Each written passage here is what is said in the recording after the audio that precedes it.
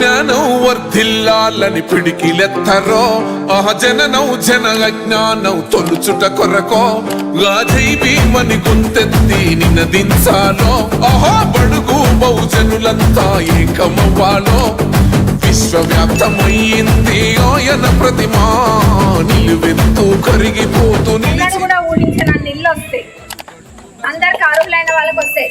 కాంగ్రెస్ ప్రభుత్వం చేపట్టే ప్రతి పని కూడా అదే విధంగా ఉంటది. మొన్ననే